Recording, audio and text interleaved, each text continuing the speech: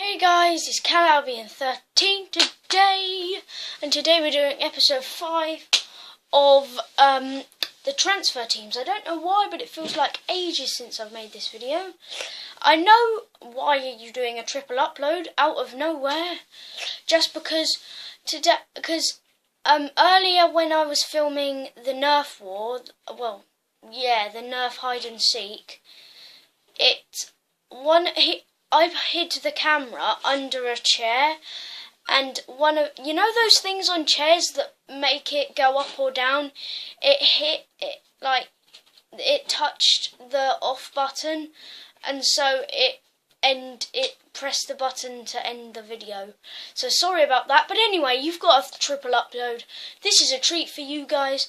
So today probably the only downfall in this video is that we're doing Man United. We're going to have to do Man United today in episode 5 of Transfer Teams. Yay! So the selections that we have got for for Man United, we have got as our goalkeepers David De Gea and Sergio Romero. As our defenders, we've got Marcus Rojo, Chris Smalling, Daley Blind, Luke Shaw and Matteo Darmian. As our midfielders, we have got Juan Mata, Ander Herrera, Morgan Schneiderlin, Bastian Schweinsteiger and Jesse Lingard. And then as our two strikers, we've got Anthony Martial and Wayne Rooney. So this is going to be a pretty simple team to make, in my opinion, because I have a particular type of Man United team that I quite like. Doesn't always work. I think Man United have been pretty poor this season. I don't think they've been that good. So let's just start off with the goalkeeper and let's just start off with how I think the form's going. So starting off with David De Gea. So he's had a pretty good season. Played really well against Liverpool earlier in the season, where it ended 3-1 to Man United, where Martial scored his first goal. He played well that match. And has been a solid keeper for United. And then Sergio Romero has been a bit of a hard one because he played like the first 3 games this season, and from then on he hasn't played. I mean, he would have been swapped to Victor Valdez if he was there anymore, but he isn't. He's gone to Standard Liège on loan in Belgium. So there's a two form that because I don't think the keeper. I mean, David De Gea has been good this season, but wasn't as good as last season. Right now, Marcus Rojo, I don't know. He's one of those injury-prone players in the Man United squad. He gets injured a lot. He's a very good centre-back when he isn't. Well, he can play anywhere across defence, really. He could play right-back, centre-back or left-back. But makes the occasional mistake, but apart from that, it's pretty solid. And now to the brick wall of the defence for Man United, and that is Chris Smalling, who I think 1,100% sounded like a Man United fan, will get onto the plane to the Euros for England, just because he's probably been the only good centre-back for England this year in the Premier League so far, and made good challenges, good blocks off the line, just good general what defenders need to do. I don't think he's scored yet this season, but then defenders don't have to score. They're just the ones that have to stop the goals coming. Now Daley Blind, which maybe you could class as a midfielder or a defender, because he's like a defensive midfielder. He can play defence and midfield, but mainly plays midfield. It's just he's a hard one. Once again, I have no idea. He's played centre-back, he's played left-back for Man United so far, but he scored once or twice this season. I think he scored against Derby. I think he's done all right. I think he was better last season though. Yeah, he's got a good range of passing. He was obviously the one that set up Van Persie at the World Cup, where that diving header over Casillas. And then Luke Shaw, that had that horrible injury from Hector and Moreno in the Champions League. I watched a Gonth video, and that was about that he it wasn't that bad. You saw Moreno, he was kind of like, oh my god, I can't believe I just did this. So obviously he didn't mean it on purpose, he meant to get the ball. I mean, I think if he got the ball, it would have been a good challenge. But I wouldn't say that it wasn't as bad as Zuma. If you haven't seen Zuma, just type in on YouTube, generally just type Kurt Zuma injury. Kurt Zuma injury against Arsenal. It is horrible. I'm not going to say what it is because it's just hard to say, and it is the worst injury I think I've ever encountered in my life. Now the last player in the defence, I've got Matteo Darmian, who's been another one of them players that Van Gaal has spent lots of money on and hasn't got the best out of him. Because I know he's very attacking, and he's a bit like Dani Alves, good at defending, good at attacking, and can play right midfield like Dani Alves can. Put some good crosses into the box, but hasn't been that. He's got injured a few times this season. He's a bit injury. To be honest, saying that, the whole of the Man United defence is pretty injury prone. So he hasn't been their best defender. And you might be thinking, why Phil Jones not in? No explanation. Phil Jones is Phil Jones, and Phil Jones will always be Phil Jones. Now, the first two midfielders that I've got in our selection is Juan Mata, who's been probably one of the best midfielders for United this season. Created a lot of chances, gets decent shots away, gets decent free kicks, good passing, and generally good player.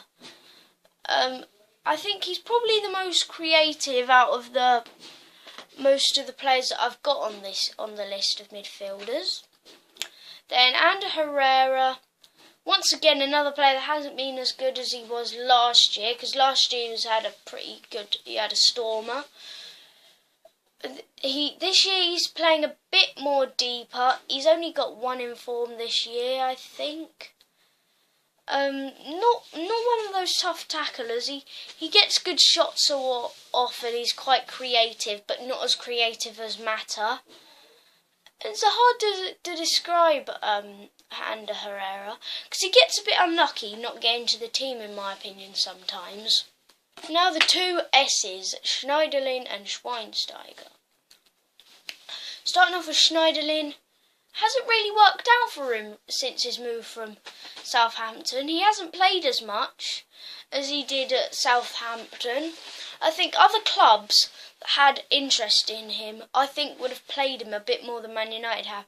Because they can't work out who they're going to play in defensive midfield, because they've got like Carrick, Fellaini, Herrera sometimes, and they got these other players that can come through.